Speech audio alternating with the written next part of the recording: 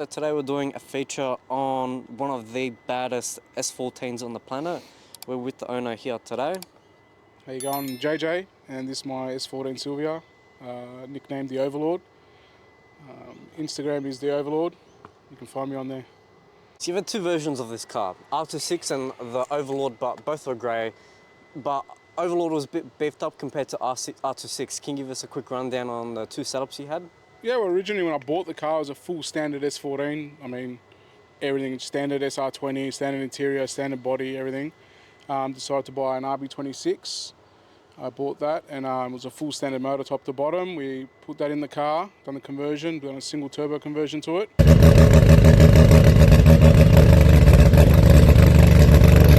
And I had RB25 H-pattern dog box. That made about 700 horsepower.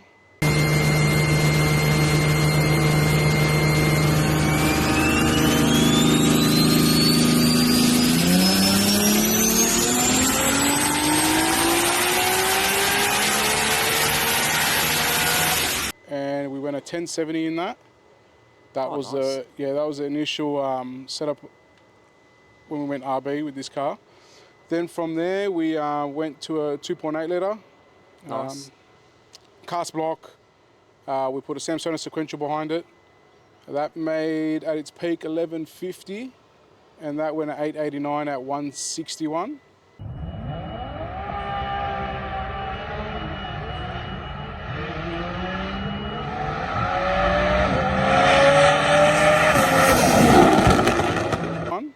Yeah, nice, and I saw a few roll racings too, right? Oh, definitely. That car used to roll race, and it was pretty quick. I think we almost won it one night too, so it was pretty good. Wow. Yeah.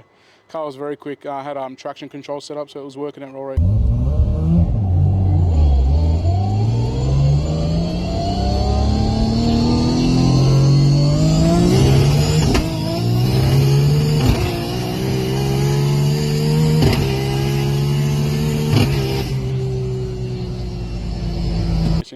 And then, correct me if I'm wrong, but you had that motor for 5 years, and then the block started to have a small crack in it, right? Correct. Yeah, that block was an R34 motor. That block copped a big beating before it cracked. Yeah, so it's just a testament to how long it was built right, and it lasted that long too. Yeah, definitely. The boys done a great job with it, and the block did last. And even when we cracked it, we done the old JB World trick to it, and that lasted a little bit longer. We went from a 76, 75 turbo on that 2.8 litre. We put a 83, 85 on, 86, 85 on it. Oh wow! And we got to a 9.0 with a minimal boost compared to what we ran the 889 on, and then we split a ball, and then that was the end for that block. Yeah, right. And now, the current version, you pretty much did a whole revamp of the car. You sent it to the body shop from bare metal to the whatever purple colour this is. I'm not too sure. Oh, it's a custom purple colour. A lot of people ask me about the colour, but me and the boys at Mercedes Bodyworks, we mixed something up, and it worked very nice. Yeah, this version was complete strip to every bolt and nut was under the car was taken off. The underside was completely stripped. We stone guarded the whole underside. We started with that, and then we worked our way to the engine bay. We smoothed a few things, blocked up a few holes, but we left some lines in the engine bay. Just got, I don't like a complete flat finish in an engine bay. Yeah. So we left some lines in it. And yeah, then we done the rest of the car. Then putting the car back together, it was all genuine, brand new pieces. Everything was brand new and genuine, and every nut and bolt, I'd say 95% of the nuts and bolts on this car is titanium. Not for any weight saving. I mean, you save weight on it, but it was more about the look of the bolt. No corrosion with titanium bolts and all that sort of stuff. Yeah. Nice. And it's pretty much at the moment. It's a bit of a drag car, the current setup, but also it is a show car. You won Hot Import Night, right? Oh yeah, any show this car's entered, it's won the top prize at Hot Import Nights last year. It was like 400 cars there or something. We won Best in Show, so it was the highest award. GDR Festival on its debut in 2023, we won Best in Show. Nice. This GDR Festival that just passed, we won Best S chassis. So it's always picking up show awards. Yeah, that's good because some people build drag cars and show cars and then street cars. So there's 3 different categories, but you fit into all 3, correct? Yeah, you could say that. It's you know, it's not easy building any car, whether it's just a drag car, whether it's just a show car, whether it's just a street car. It's very hard to try and build a car that's all three. Oh, for sure. And pretty much to revert this back to a straight car, all you need to do is take off the side pipe and... To be honest, you know, as much as everyone has their own opinion, this car does not need much to become a full drag car. Like, you know, we just got to take that side pipe off. Very easy to do. I can slap my full exhaust back on it. Yeah, nice. I can pull the chutes off. It's two bolts. That comes off. And just a quick change of fuel. And there is no reason why this car can't go to McDonald's, can't go anywhere. Yeah, exactly. And obviously for, you know, Sydney, you know, it's a red hot spot to get defected easy, so you don't want to drive with a side pipe. I mean, look, you know, I don't need to prove to anyone it's a street car by driving it on the street, because too old to sit there and cop defects. And, you know, you put an air filter on your car these days and you get a defect. 100%. So obviously, you know, the car's not engineered, but it's gonna get me in trouble if I drive on the street. I've got nothing to prove, you know. If you know what you're looking at, you know that it's just take the side pipe off, the parachutes off, switch over to E98, E85, yeah, and go for a drive. But I don't need to do it to prove to anyone anything. This is a pretty, I must say, like a fantastic engine bay. You know, it looks good, and you know it makes a lot of power. So can you give us a quick rundown? You know, what's been done to the motor, and you know how did you achieve this power level, and you know just the small things like, you know, what size turbo and the product supporting the car too. Yeah, easy. So this is what you would call a street-based 3.2 litre billet block motor. Yep. It's a wet deck, so you got water through the block, through the head, in between. It's got a Nitto 3.2 litre stroker in it with steel rods, so no alloy rods. Because with the alloy rods, you have to change them after like every 50 to 60 runs, depending how they're going, correct? Correct, yeah. So the plan was to not have to pull this motor in and out. You know, I didn't want to, because obviously, you know, as careful as you are, you could still damage the engine bay putting a motor in and out. It's not, 100%. you know, as much as you protect it, you're still going to cop. So I was trying to avoid that. And I didn't see the need for alloy rods. You know, the car was built to go 750. Yeah. You know, it was never built to break world records. It was never built to take on any sort of record or anything. You know, we did have the record by chance, but yeah, it was never built to do that. So. And now, you know, you said 750, but now you're looking for anything that's a 6, correct? Well, yeah, the car's gone 736 at 198.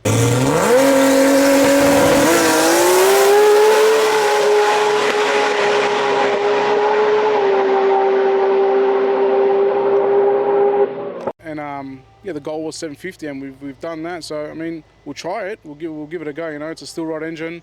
Yeah. Full weight car, so it's not going to be easy, but you know, if we're going to get close to it, yeah, might as well give it a crack. 100%. And what turbo are we running here? So we've got a Precision 98 XPR, no next gen or anything, just one of their Gen 2s. Works very well. I'd say it's one of the most gangster turbos for a 3.2 litre. You know, Jun's gone, if I remember correctly, a 650 something with that turbo. Oh, so wow. yeah, it's definitely more than capable to run a 6. Oh, 100%. And it makes roughly, give or take, 2,000 horsepower, correct? Look, we've never had a dyno figure that says 2,000, but I mean, if you put the mile an hour and the weight of the car together, it's going to be real close to 2,000, yeah.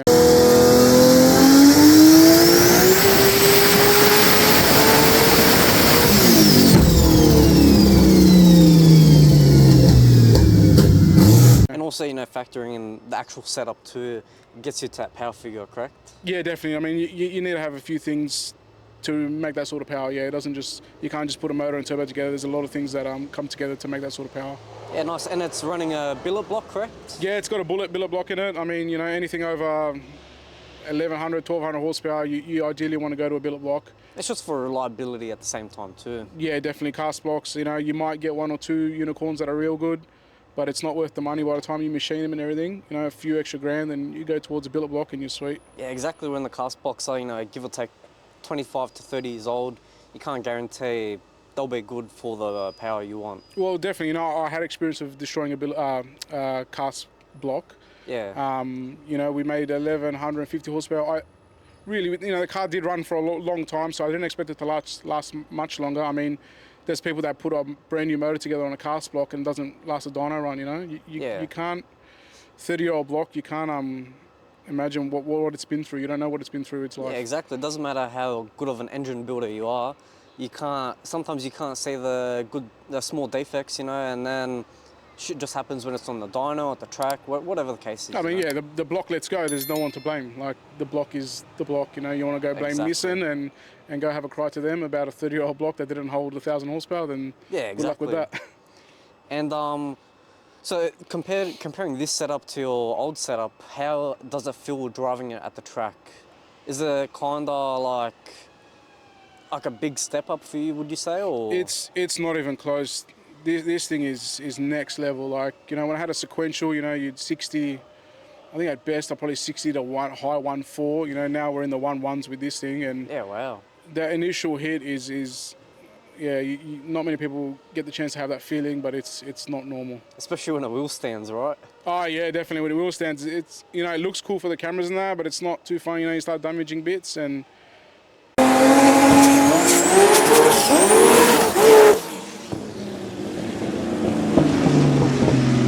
It's hard to put a good pass together when you wheelie. Like, you know, not many people stay in a wheelie, and ideally you probably shouldn't stay in a wheelie. But Yeah, exactly, because you come down, there's a whole bunch of things you can potentially break, you know? I mean, so, yeah, the higher you go in a wheelie, and you're going to come down hard and you're going to hurt stuff.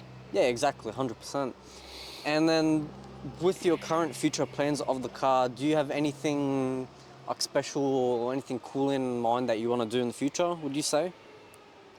I mean, I've gone pretty much all out with this car. I don't think there's much to do, you know.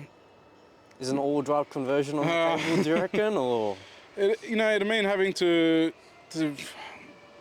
fix up, or not fix up, have to modify a lot to get that going. I don't know if I'll do it with this car. I mean, maybe I'll do it with another car, another S14. Yeah, nice. I mean, ideally, yeah, an S14 with this sort of setup at roll racing, it's going to be close to winning. Oh, for sure, Very close 100%. to winning. So I've got some ideas in my head, and yeah, we'll see how that goes. With 2,000 horsepower, it does come with potential issues. So what issues have you had so far, and also like how's the maintenance schedule with the car? So anyone that tells you they make 2,000 horsepower and they haven't had an issue is a liar. You know, that sort of power is it's next level. I don't think people really understand what sort of power these cars are making now. Yeah, But exactly. we've had our fair share of issues. Nothing major. Just some couple small part failures. We had when we first finished the car on the dyno, we had the fuel pump cable drive let go, because I run a mechanical fuel pump under the car. I run a cable from the back of the dry sump pump, and it spins the mechanical fuel pump. Yep. We had that snap. So that was the first thing that let go on this car. Then from there it was pretty sweet. We had a cast 8.8 diff in it, which absolutely shattered itself. And then you got the PRP 8.8 billet? Yeah, now I've got the PRP 8.8 billet, and it's bulletproof. Yeah, you know, nice. it'll cop it, and you know, a few cars are running them now, and I think that's good for up to 3,000 horsepower. Like, if you could make that sort of power, it'd be sweet for that. That's nuts. And then recently, you know, usually we always have an issue before a big event, which is funny with this car. It's always something just before a big event. So up to GDR Festival, we had our 103mm drive-by-wire let go. Yeah. No idea how that's happened, but the butterfly valve decided to bend. And lucky we had a spare one at the shop here that we swapped it out. And yeah, it got me there because it is from America, and if we didn't have one here, we wouldn't have made GDR Festival. So And then with maintenance, it's just regular maintenance, I'm guessing, or? yeah, you know, it's just like your everyday car, like oil change, filter. I've got the Clearview filter there, so you don't need a filter change, just clean out the filter, change some plugs. Even in between drag runs, you know, a lot of people need a whole team to work on a car and get it around to the next pass. I've turned this car over myself. It's easier when I have a hand with me, but it's not much, you know, drain the catch can, top up some oil, top up the fuel, Yeah, nice. pull a log out of the ECU and go again. There's not much maintenance for this car at all. And then during like times where, you know, you will finish like maybe let's say a month or two of racing, you know, the car will come back to the shop. Do the boys do anything where they have to like, take the heads off, or, you know, anything like that where they check the health of the motor, or usually it's fine? The motor hasn't been apart at all, so we haven't checked anything in that sense. You know, I'm not sure how many passes we've done, but I still think there's a year of racing before we inspect and see if anything's going on, you know what I mean? So Yeah, which is very, very solid. yeah, I mean, like, yeah, we bring it back from the track and we drain out the methanol out of it, and we pour some just 98 pump fuel in it, get everything lubricated. Yeah, nice. I get the car washed and detailed and a bit OCD like that, so Yeah, exactly. And With then, a very nice car, you want to make sure it's maintained. oh, definitely. You know, it's people saying like, "What are you doing racing this car?" But like, yeah, I mean, I can't just sit there and stare at a car and have enjoyment out of it. I've got to do something with it. So 100%. So it's a nice boot. You got a few bottles in here and whatnot. Can you give us a quick rundown of the setup here? yeah, definitely. You know, there's 6 bottles in here. There's one behind this panel. There's one behind that panel over there too. And then we've got the 4 in here. I start with in here, you know, I kept the power steering. So we've got electric power steering bottle in behind here. We've got a nitrous bottle here, which is used to come up on the converter for our takeoff. We have a Ross Performance dry sump tank there. We have a custom catch can over there, which vents out under the car. And then we have our CO2 bottle just here. That's for our shifter, for our auto shift setup. And then behind that panel to the right, we have a breather for our gearbox. Our fuel cell that sits in a factory location, if you can see it down there, you know, it's a 30-litre fuel cell that fuels from the factory fuel lid. So it's all factory positioning and everything, no jerry cans in the boot or whatnot, or in the front of the car. Boot floor is all factory, nothing's been cut out, parcel trays all factory. Yeah, so, you know, still got some space there for some shopping bags if I wanted to. But yeah, that's about it for the boot. What type of tyre and combo, what type of wheel and tyre combo do you have here? So we've got some Bellac wheels, you know. I bought them probably 5-6 years ago. There was probably only another pair in Australia of these, of that brand when I bought them. Yeah, so I've had them for a really long time. They're really popular now though. So they're a 15x9 with a Mickey Thompson Pro Radial. On a 275, On a right? 275 Pro Radial, yeah. That's about all I can fit. It's hard to make it fit with standard guards not standard guards. You know, it's got a slight pump, but it's not a chassis, no tub or anything like that. So And it's still IRS too, right? definitely, yeah, it's still IRS. You know, falling cars, you know, they work. People know that it's not hard. You know, they do them to drag race, but to get an IRS car to go 1-1s in a handful of passes is pretty cool. You know, and ideally it'd be awesome to get a 1.0 something with an IRS car. You know, there are IRS cars that have done that, so it's not impossible. Yeah, for sure. Can work. So yeah, definitely stick with this tyre combo. I do in the future want to just go a different wheel just for a design change, but other than that, it works. Yeah. Yeah, nice. And you also got the weld skinnies on the front. Yeah, so just weld skinnies on the front. You know, I've gone for a couple different front skinnies. I had an 18-inch billet specialties on there before, and we've got the 17-inch welds now. I think they match the rears a bit better. And then what type of brake kit do you have set on the car to, you know, obviously help you brake at, you know, 198 mile per hour? So the brakes work. You know, obviously I need the twin chutes for the 198 mile an hour passes, but the brakes are just a wheelwood bolt-in kit. You know, they're not really lightweight. There are a lot of sets that are a lot lighter than that, but I think yeah, bang for buck, I think they're a good drag brake. This is a nice interior, you know, it's clean and it's pretty much stock S14 interior, correct? Yeah, definitely. You can see the dash. It's a full factory S14 dash. You know, we've got the Motec C127 there. We have a forged carbon steering wheel. We've got a Sony head unit, glove box. You know, the aircon vents. We don't have aircon, but we've got all the vents and buttons there. Carpet, a roof lining. That's all there. Sunroof, a working sunroof. All lights work. Visors, review mirror, full carpet, center console, rear seats, floor mats, parcel tray, speakers. It's a full factory car. The only thing that does not work in this interior is the aircon. Besides that, everything works on this car. Yeah, with the AC, you know, it was more of about a fitment thing actually in the engine bay with the condenser and whatnot. And yeah, as I said, having AC doesn't really prove that you're a street car or not. You know, a lot of cars didn't come out with AC, so. And then you've got the Sony head unit to jam music when you're going down the track. Well, yeah, definitely. You know, not many people know, but when I get down to the end of a track on a pass, you know, I open the sunroof, open the windows, and I crank some tunes on the drive back. So, you know, we've got speakers in the door, we've got speakers in the parcel tray. They all work. So, you know, we'll crank some tunes on the way back, have a little dance, and we're sweet.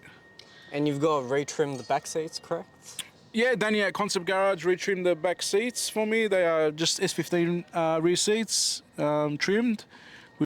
So we've got the Tillet front seats, full carbon. Another, you know, there was a weight saving there, but it was more about the look, you know. Because these seats weigh like, what, 3.5 kilos, right? Yeah, I'd say something like that. I mean, the factory seat isn't that much heavier because it doesn't have heating elements or motors in there for it to move up and forward. You know, it's an old car, so. But yeah, it was more about the look with these seats. You know, they are very expensive, but I think they look absolutely immaculate. And you might not think it, but they are very comfortable. Oh no, for sure. I've sat in a few and I know they're fairly comfortable. And the keypad in the middles just helps you with all the different boost settings, nitrous, and like when you're at the line ready to race, correct? Yeah, exactly. You know, the car's controlled by Motec, so that keypad, you know, obviously I have a sequence when I go into stage, my burnout. When I'm reversing back, you know, I'm pressing some buttons that I need to press, turning the boost up and whatnot. And that all shows on that C127 dash. And yeah, some safety stuff. You know, I've got a fire extinguisher there, just in case. You know, hopefully never have to use it, but it's there. We've got some Simpson harnesses. We've got a full roll cage by SCF race cars. And yeah, got a parachute handle up there, which is also carbon. Nice. Can we turn the... Pretty much just a regular dash also, just shows you all the important vitals when you're racing. Yeah, then you've also got your... That's when you're ready to stage, correct? So we've got 2 buttons on the steering wheel. The right one's set up for trans brake, you know. The left one is set up as a bump button, which I'd like to use soon when you're actually side-by-side racing.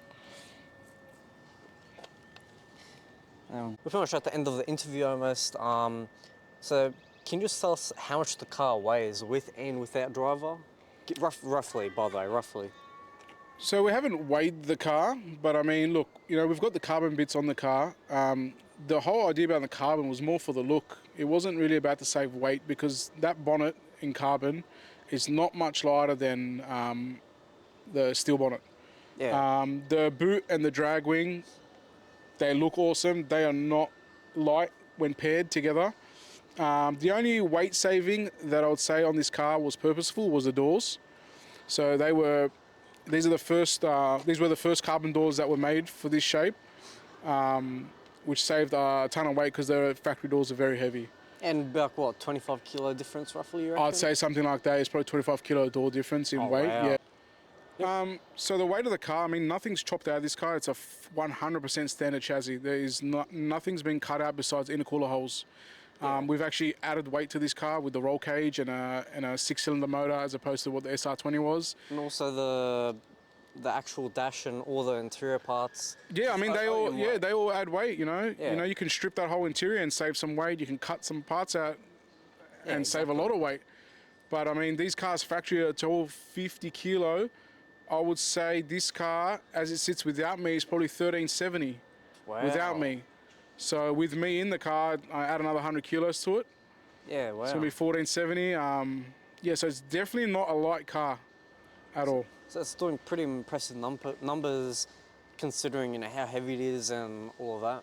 Definitely, man. Like I said, if I wanted to go fast, I could lighten this car up another 200 kilos by cutting stuff out, but that was never the plan for this car. You know, if I want to do that, I'd build another car. Yeah, it's too nice. I wouldn't do it to this car, so... Too nice to chop up. Yeah, so at that sort of weight to go those sort of times, to me, is pretty impressive. So that wraps up the interview.